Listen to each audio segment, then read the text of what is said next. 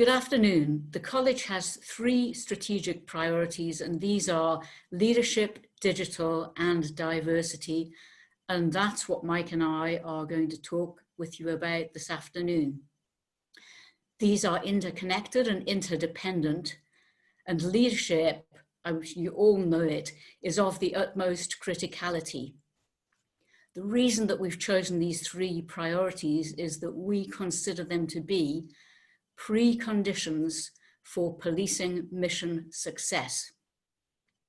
But not just leadership, because often the assumption is made that that's just people who have a lot of silver on their shoulders, are very senior in their careers and so on. And we are focused on leadership at all levels, because from the moment that a recruit becomes an officer, they exercise a leadership function. I've seen it myself in response teams and right across the service. Now, the college has some great leadership products, but not yet a fully coherent and comprehensive approach. And the 20K uplift gives us a chance to depart from what we've done and do something comprehensive and convincing. It's essential to have an offer that takes everyone, officers and staff, on a journey to fulfill their policing potential. And learning and development need to be relational. Continuing professional development, CPD, is a good example, not transactional. What do I mean by that? I mean that it's a lifetime. It's not just going on a course. This is something that everybody carries with them. And for sure, abstraction is a misleading term, because really what that's all about is investing in people. There are, of course, many styles of leadership. Look about you, you can see them. But there's only one standard, and that's what the college is there to promote. There are not 43 plus. Support through mentoring, coaching, the Supers Toolkit is crucial, and we'd like to amplify that. So we plan to curate learning from inside and outside of policing in order to keep British policing at the cutting edge of world class, as Mike will explain. Thanks, Christine. And I obviously endorse everything that Christine has said about the criticality of leadership. And we, of course, do some great work with the association on leadership. We have the Aspire program. We have done joint coaching and mentoring workshops and development. And we have also developed with you the Superintendent's Toolkit. We're really proud of these achievements. But what we are yet to have across policing is this coherent and comprehensive approach to leadership development. And it's fundamental that we develop that. It's fundamental that we introduce it. So what we are planning, and we're in the very early stages of this, is to develop within the college a single approach to leadership development that takes people from their very first forays into leadership. As Christine says, people entering the service have leadership responsibilities, right the way through to the most senior positions in policing. And we need that to have a very clear line of travel so that people can be much more systematic about their leadership development. What this will require is a new approach to continuous professional development. This will be a very significant cultural challenge for policing. We are a long way away from where we need to be in relation to CPD. And that is the big shift that this leadership development approach is calling for. We will need to identify people very early on and encourage them and stimulate them and give them opportunities to develop their leadership. And it is my firm belief that we will have better chief officers, we'll have better superintendents, we'll have better senior police staff if we begin their leadership development journey a lot earlier than we currently do.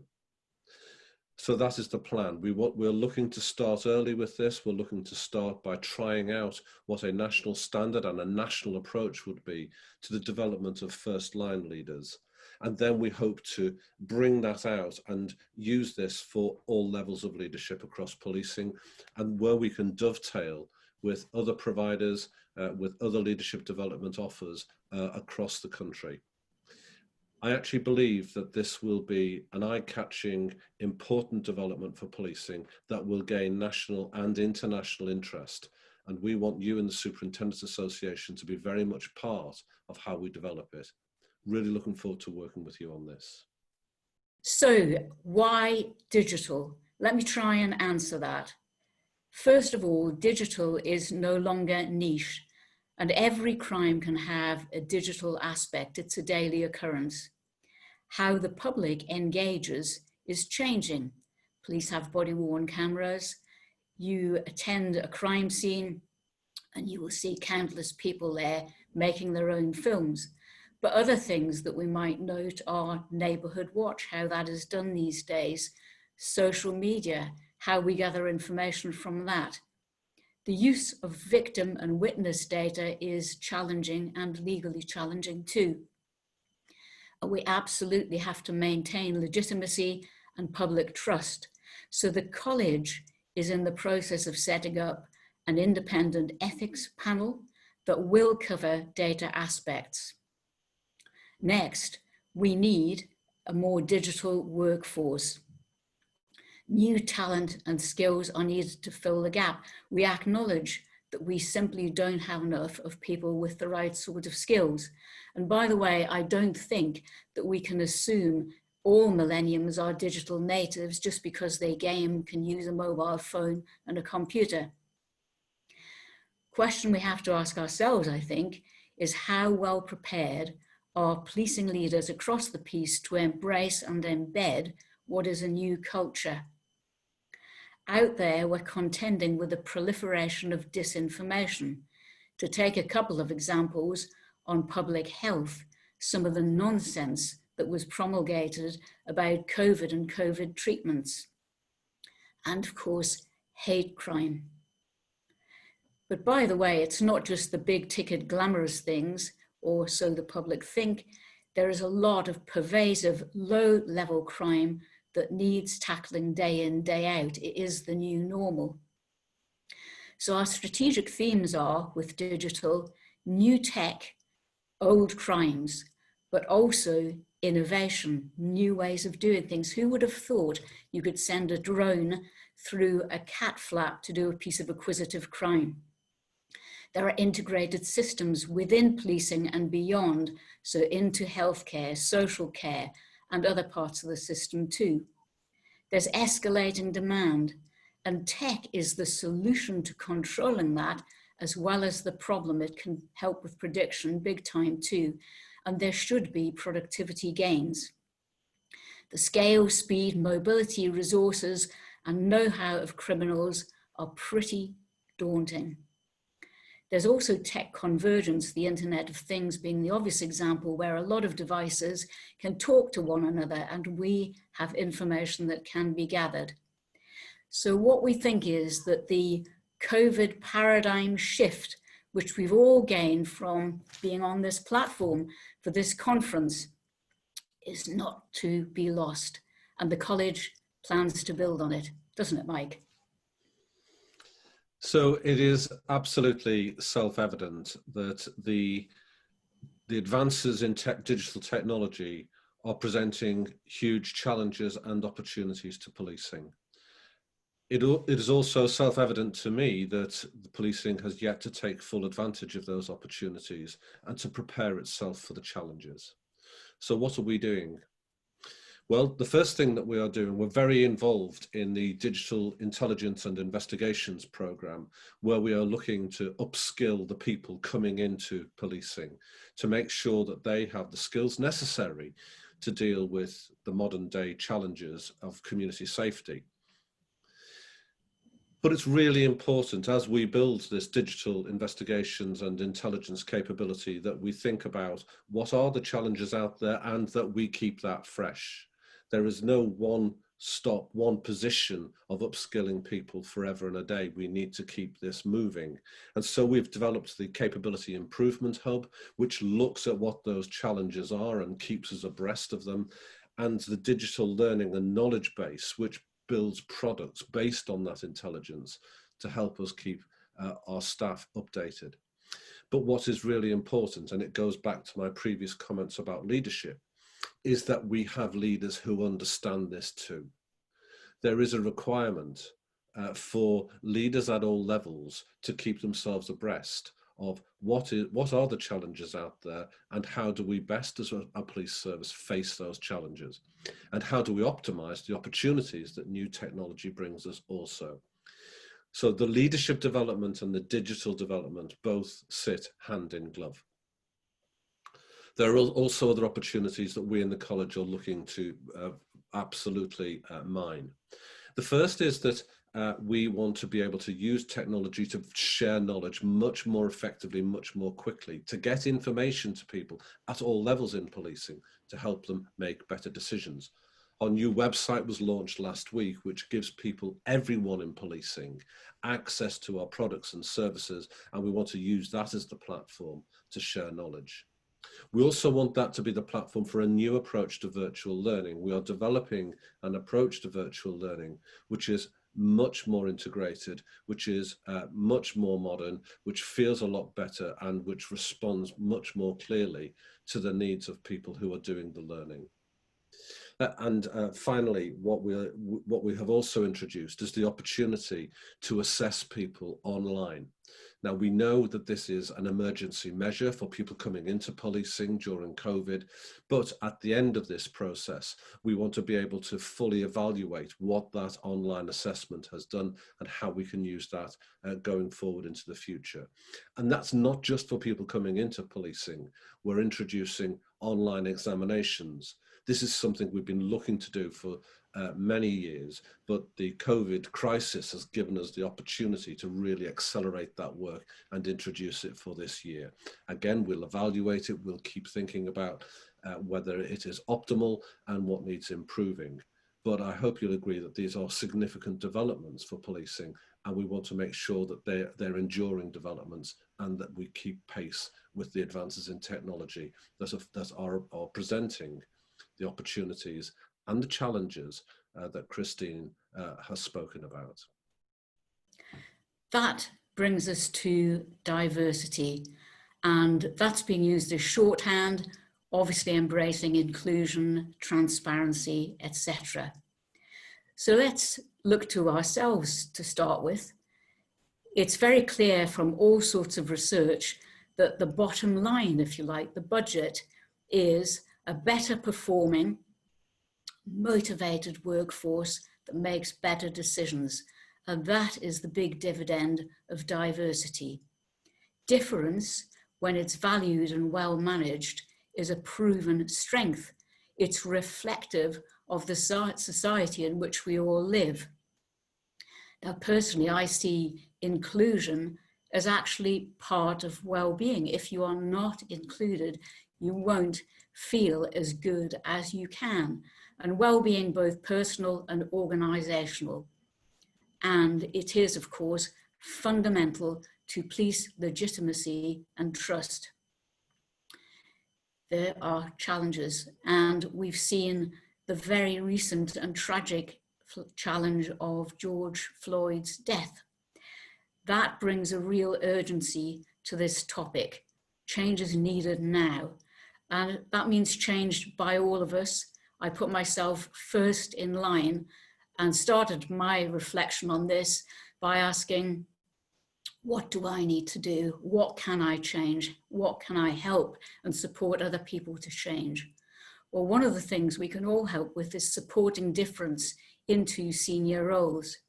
And leaders themselves, that's you, need to role model inclusion. Words are no longer good enough if ever they were. People want to see action and visible support from key influencers, such as the police superintendents. Let me just briefly say what the college is doing, the college board. Within my first 100 days tenure, I was able, with the board's support, to appoint an advisor, Dr. Rubina Shah, who's a bit of an expert in this area, to start setting up an ethics panel. We're also establishing a strategic reference group which will look at papers that the board refers to it. It's going to comprise representatives from diverse parts of the college, and that will give us a different perspective that we don't have right now. We're also recruiting a boardroom apprentice specifically from an ethnic minority group. And that will be a competitive process, but we hope by helping somebody have a view and learn how to be on a board, it will set them up for later opportunities. And we have a root and branch focus on process reform, the day-to-day stuff, but intention is no longer good enough. Superintendents have been at the forefront of action on diversity and inclusion, and I particularly note the president, of course, Paul Griffiths, who's on the college board. The college and NPCC, together with the staff associations, are leading the national plan. This must get done. I know that this audience is aware of the point I'm about to make, but let me re-emphasize it. That when we talk about diversity and inclusion, we are fundamentally talking about policing legitimacy. The British policing model turns on generating and enhancing the trust and confidence of the communities that we serve. Without that trust and confidence, the British policing model fails. And so the generation of that trust and confidence, the generation of that legitimacy is of fundamental operational importance. So we're talking about something here which is elemental to the British policing way. It is hugely important. And it feels at the moment in the past month, certainly since the death of George Floyd, who remember died at the hands of a police officer, that this whole issue of inclusion, diversity, equality feels more urgent and prescient than it has felt for some time. So action is required. And I'm very pleased to be jointly chairing the approach to the service approach to the challenges of diversity with Martin Hewitt, the chair of National Police Chiefs Council. We are doing things, and I'm really proud of the work that we have been doing. And some of the work I'm most proud of is work that we have done with the association, particularly in developing and training over 1,000 people to be mentors and coaches of people from underrepresented groups.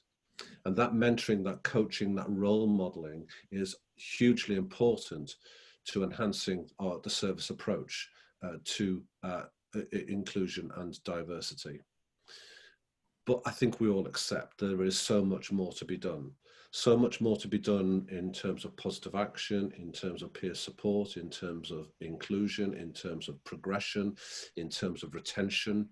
And so we are working hard at the moment to look at what further guidance is required. How do we work with the service to implement things that are already out there, such as the NPC strategy and toolkit? How do we engage with the inspectorate to inspect against those standards? How do we think of new standards which need to be introduced and which the service will sign up to? And how do we need to be a lot clearer about our expectations in terms of behaviours and in terms of operational standards? There is much for us to do. And as Christine has said already, this is about action, not about the development of words on a page. So our action has started. We're looking forward to continuing it.